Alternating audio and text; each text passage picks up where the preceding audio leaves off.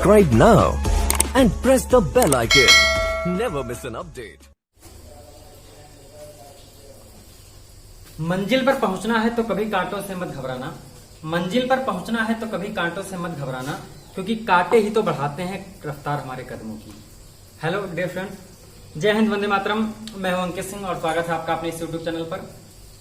आज हम आईपीसी नाम के नवे पार्ट में आपको पढ़ाएंगे कीटोन, नाइट्रो, एस्टर और एसिड एंड हाइड्राइड क्रियात्मक समूह वाले यौगिकों के आईपीसी नाम।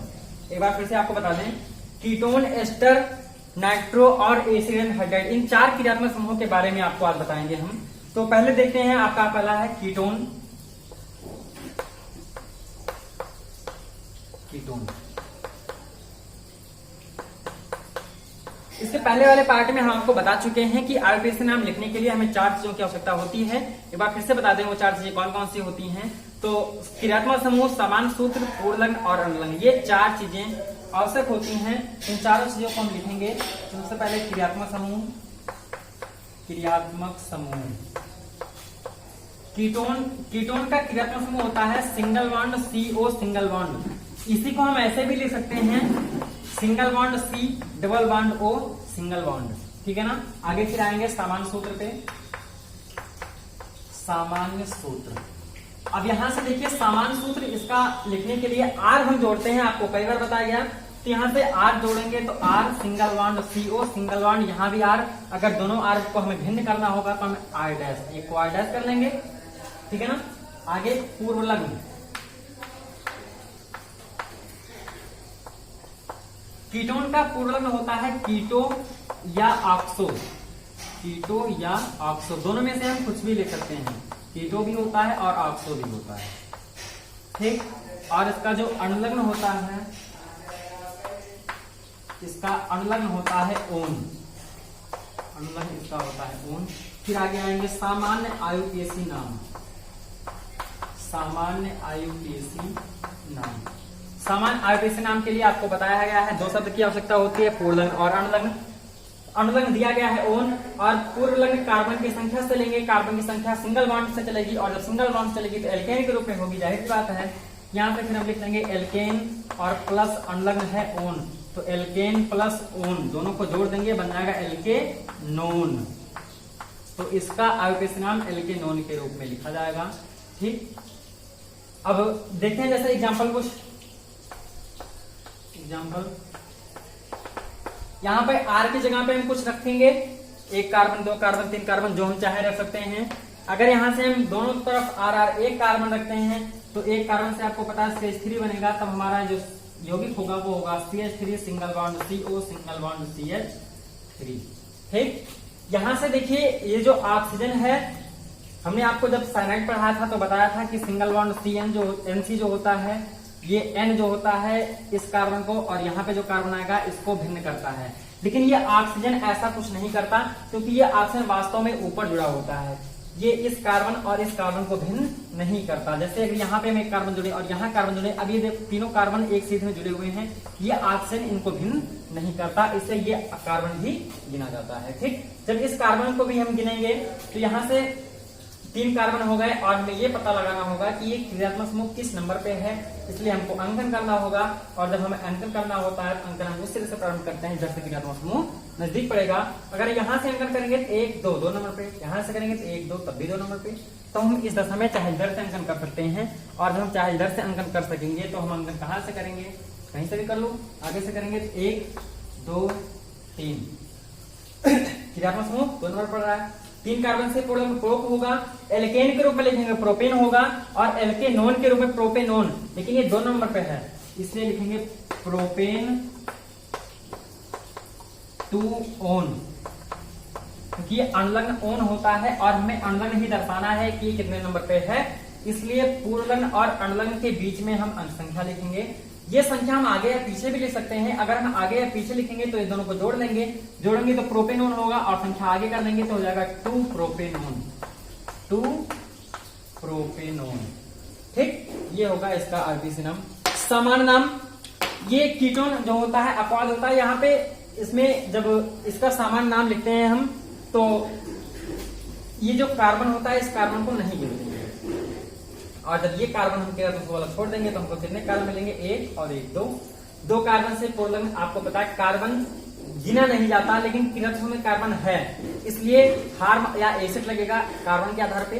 तो 2 कार्बन के लिए एसिड लगता है और ओन जुड़ेगा तो एसिड प्लस ओन, तो इसका जो समान नाम होगा वो होगा एसीटोन।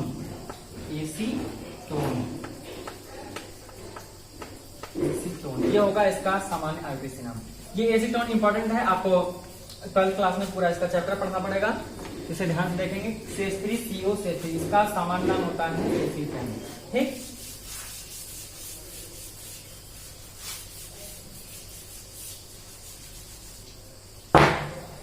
आगे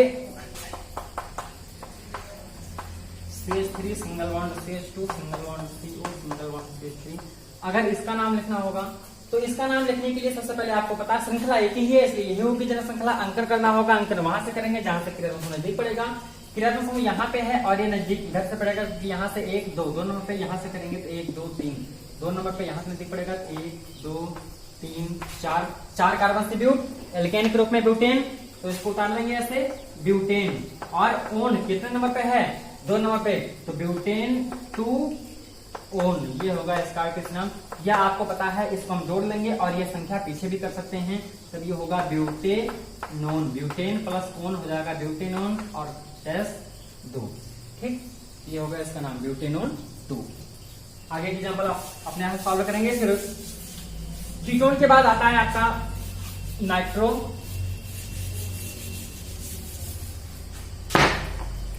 इसके बाद है नाइट्रो।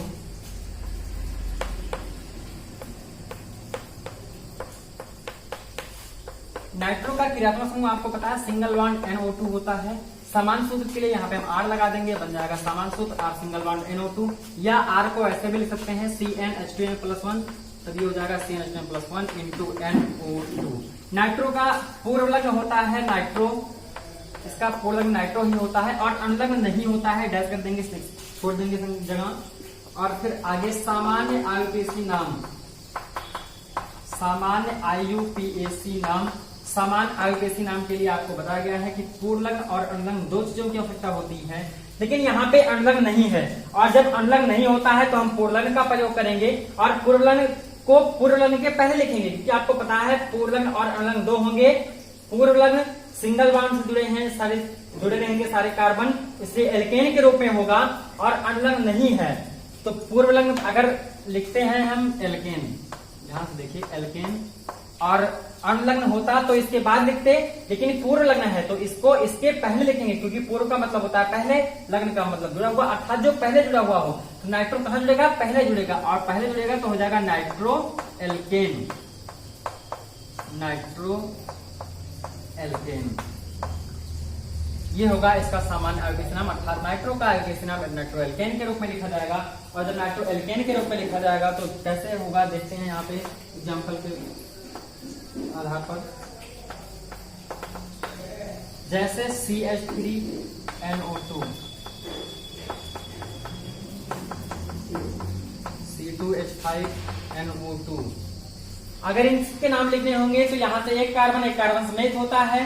और नाइट्रो ऐसे उतार लेंगे क्योंकि ये NO2 का नाम है, नाइट्रो उतार लेंगे, एक कार्बन समेत होगा, एल्केन ग्रुप में मेथेन हो जाएगा, तो इसका नाम होगा नाइट्रोमेथेन। नाइट्रोमेथेन। और सेम इसी प्रकार से अगर दूसरे पे आएंगे तो 2 कार्बन है, 2 कार्बन से एक होता है, एल्केन के रूप में एथेन हो जाएगा, नाइट्रोएथेन। नाइट्रोएथेन ये होगा नाइट्रोएथेन। ठीक, इस तरीके से। और कुछ एग्जांपल देख लेते हैं इसके हम।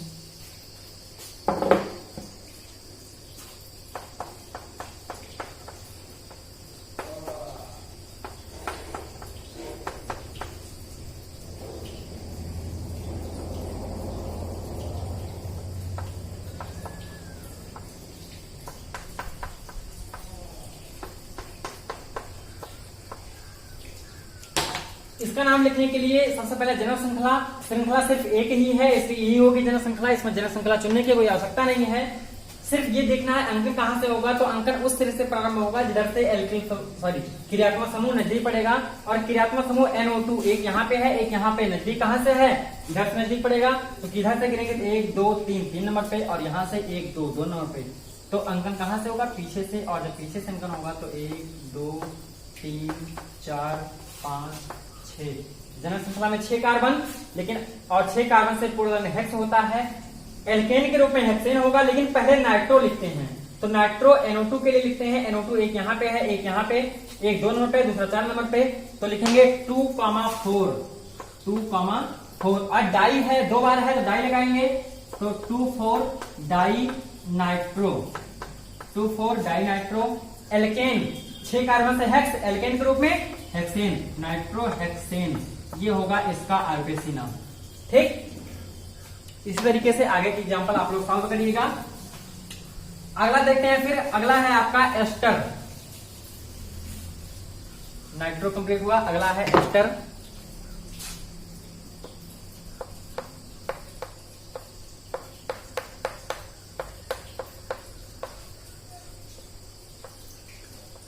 एस्टर का जो सामान्य सूत्र सॉरी क्रियात्मक समूह होता है वो single bond COO single bond होता है, या इसी को हम ऐसे भी लिख सकते हैं, single bond C double bond O single bond O single bond. ठीक है ना, इस तरीके से ये होता है, इसका विस्तृत रूप ये होता है। अब यहाँ पे सामान्य सूत्र के लिए हम R लगाएंगे, तो R single bond C double O single bond R, एक को डैश कर लेंगे। पूर्व लग्न, इसका पूर्व लग्न कुछ नहीं होता तो ऐसे हम डैश कर देंगे। और अनुलग्न होता है OH, अनुलग्न होता है OH। ठीक, अब हमको लिखना है सामान्य आयपेश नाम। सामान्य आयपेश नाम के लिए 2 शब्द चाहिए हमको, पूर्व लग्न और अनुलग्न। अनुलग्न यहाँ पे OH दिया गया है और पूर्व लग्न सिंगल बॉन्ड से जुड़ेगा, इसलिए एल्केन के रूप में होगा। और जब एल्केन के रूप में होगा तो हम यहाँ से लिख देंगे एल्केन, और ये प्लस OH। और अगर दोनों को जोड़ देंगे तो बन जाएगा alkane plus OH equal to alkanoate. लेकिन ये सामान्य आयपेशी नाम गलत है, इस तरीके से हम नहीं लिखेंगे, क्योंकि एल्केन और OH का मतलब ये लिखना, एल्केन का मतलब ये, लेकिन ये छूट गया। तो जो छूटेगा वो R के रूप में, एल्किल के रूप में, और एल्किल के रूप में कहाँ लिखेंगे, पहले लिखेंगे, आगे लिखेंगे, इसलिए इसके आगे हमको एल्किल भी लगाना पड़ेगा। एल्किल लगाएंगे तो हो जाएगा एल्किल एल्केन प्लस OH, अर्थात एल्किल एल्केनोएट, ये होगा इसका सही आयपेशी नाम, एल्किल एल्केनोएट। ठीक है ना।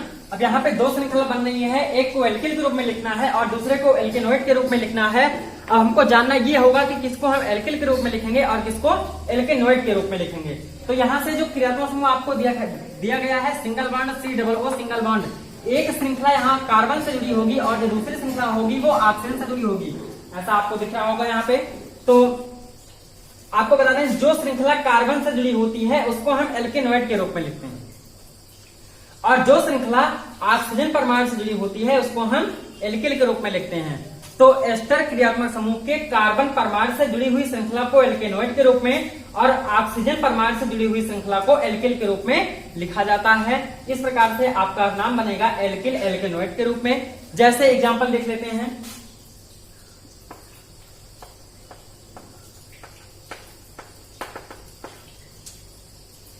यहाँ पे क्रियात्मक समूह कार्बन, एक कार्बन पहले से है, इसलिए एक कार्बन को हम नहीं लिखेंगे, तब भी कोई दिक्कत नहीं है। R के जगह पे हम 0 रख सकते हैं। 0 रखने का मतलब जो ये CnH2n+1 होता है, यहाँ पे n की जगह पे 0। अगर n की जगह पे 0 रखेंगे तो ये C पूरा 0 हो जाएगा, ये इतना पूरा 0 हो जाएगा, सिर्फ 1 बचेगा, अर्थात H1 को हम सिर्फ H भी लिख सकते हैं। और जब सिर्फ H लिखेंगे तो होगा HCOO। लेकिन दूसरे में आपको एक कार्बन कम से कम रखना होगा, क्योंकि यहाँ पे कार्बन नहीं जुड़ा हुआ है, तो एक कार्बन रखेंगे तो CH3 हो जाएगा। ठीक, ये। और अगर हम फिर एक कार्बन या 2 कार्बन रखना चाहेंगे तो भी बनेगा CH3COO, और यहाँ भी 2 करेंगे तो C2H5 हो जाएगा। ठीक है ना। इसका आयपेश नाम लिखना है। इसका आयपेश नाम लिखने के लिए आपको बताया गया, सबसे पहले देखेंगे हम कार्बन की श्रृंखलाएं, तो एक इधर और एक इधर, इधर एक कार्बन, इधर भी एक कार्बन, इधर वाले को एल्केनोएट के रूप में लिखना है और इधर वाले को एल्किल के रूप में। एल्किल के रूप में एक कार्बन है, मेथ होता है एक कार्बन से, एल्किल के रूप में मेथिल हो जाएगा, नोट कर लेंगे, मेथिल। और इधर वाले को एल्केनोइड के रूप में एक कार्बन समेत एल्केन के रूप में मेथेन और ओएट जोड़ेंगे तो हो जाएगा मेथेनोएट, अर्थात मेथिल मेथेनोएट। ये होगा इसका आईयूपीएसी नाम, ठीक है ना। और अगर सामान्य नाम लिखना होगा तो जनक श्रृंखला में क्रियात्मक समूह में कार्बन है, और जब कार्बन होता है तो आपको बताया गया था फार्म या एसिड लगाते हैं और अनुलग्न जोड़ देते हैं। तो यहां से एक कार्बन है, सिर्फ इसको देखेंगे क्योंकि क्रियात्मक समूह यहाँ पे ले रहे हैं, इसको हमें एल्किल के रूप में लिखना पड़ेगा। तो इसको एल्किल के रूप में मेथिल हो जाएगा, और इसको हम लिखेंगे किस रूप में, सामान्य रूप में। सामान्य रूप के लिए एक कार्बन के लिए फार्म लगाते हैं, और फार्म ओ हटेगा, यहां से विस्थापित होगा, 8 जुड़ेगा, तो फार्म प्लस 8 क्या हो जाएगा, फार्मेट। यहां से इसका नाम होगा, इसने का नाम मेथिल ही होगा, और ये मेथेनोएट से चेंज हो जाएगा फार्मेट में, तो इसका आईयूपीएसी नाम होगा, सामान्य नाम होगा मेथिल फार्मेट, मेथिल फार्मेट, ठीक। या एक चीज और आप ध्यान दीजिएगा, ये मेथिल कितने के लिए, CH3 के लिए लिखा गया, तो फार्मेट के लिए क्या लिखा, किसके लिए लिखा गया, HCOO के लिए। तो अगर हम देखें तो HCOO निगेटिव सिर्फ इतने के लिए फार्मेट लिखा गया है। इसका मतलब फार्मेट का जो सामान्य सूत्र होता है वो होता है HCOO। फार्मेट का फार्मूला होगा HCOO निगेटिव। ये यहाँ पे बॉन्ड खाली होगा, या इसको चार्ज के रूप में लिखेंगे तो निगेटिव हो सकता है, तो HCOO निगेटिव को हम लिखते हैं फार्मेट के रूप में, ठीक है ना, ध्यान में रखेंगे। आगे CH3COO इसका नाम, ये श्रृंखला ऑक्सीजन जुड़ी हुई है एल्किल के रूप में, ये श्रृंखला कार्बन से जुड़ी हुई है, इसलिए इसको एल्केनोइड के रूप में। 2 कार्बन यहाँ पे है तो एल्किल के रूप में, 2 कार्बन से 1 होता है, एल्किल के रूप में एथिल हो जाएगा। और यहाँ भी 2 कार्बन है, एल्केन के रूप में लिखेंगे तो 2 कार्बन से एथेन होगा, और एल्केनोइड के रूप में लिखेंगे एथेनोइड, तो इसका नाम होगा एथिल एथेनोइड, एथिल एथेनोइड, ठीक। और सेम वही कंडीशन, अगर सामान्य नाम लिखना होगा तो इसको तो हम एल्केन के रूप में ही लिखेंगे, तो ये एथिल हो जाएगा, और दूसरे को समान नाम, 2 कार्बन है, 2 कार्बन से एसिड तो होता है, 8 जुड़ेगा तो एसीटेट हो जाएगा, एथिल एसीटेट, एथिल एसीटेट, इसका समान नाम होगा एथिल एसीटेट, ठीक। इस तरीके से आगे एग्जांपल आप सॉल्व करेंगे। अगला फिर आपका है एसिड एनहाइड्राइड।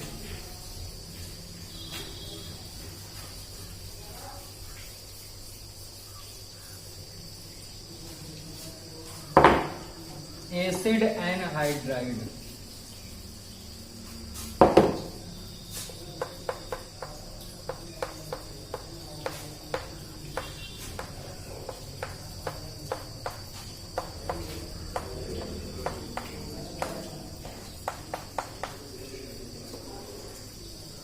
क्रियात्मक समूह, इसका क्रियात्मक समूह होता है single bond CO into O into CO single bond, या हम इसी को ऐसा लिख सकते हैं single bond C double bond O single bond O single bond C double bond O single bond, ठीक।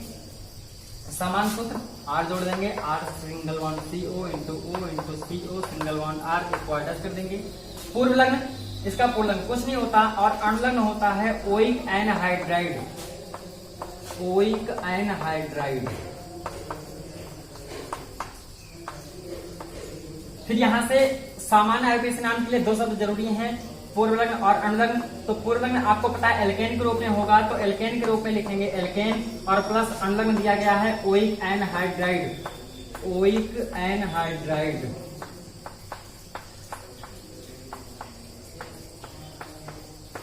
Equal to alkane plus oic, दोनों को जोड़ेंगे, संधि करेंगे, एल्केनोइक हो जाएगा, एल्केनोइक, एल्केनोइक, और एनहाइड्राइड जोड़ देंगे उसी में, हो जाएगा एल्केनोइक एनहाइड्राइड, एल्केनोइक एनहाइड्राइड। ये होगा इसका सामान्य आईयूपीएसी नाम। जैसे एग्जांपल कुछ देख लेते हैं इसका।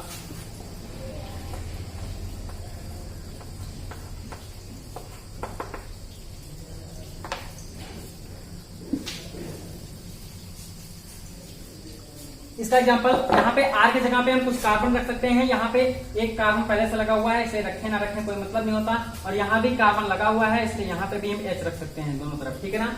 अगर हम H रखेंगे तो हमारा बनेगा HCO into O into CO into H, ठीक। और इसका नाम लिखना होगा तो एक एक 2 कार्बन, डायरेक्ट इसमें हम कार्बन जोड़ देते हैं, जितने कार्बन होंगे तो एक एक 2 कार्बन है, 2 कार्बन से 1 होगा, एल्केनोइक के रूप में एथेनोइक, और एनहाइड्राइड वैसे उतार देंगे सिंपल, इसका नाम हो जाएगा एथेनोइक एनहाइड्राइड, एथेनोइक एनहाइड्राइड, ये होगा इसका आईयूपीएसी नाम, ठीक है ना। दूसरा अगर कोई आ जाता है, जैसे देखेंगे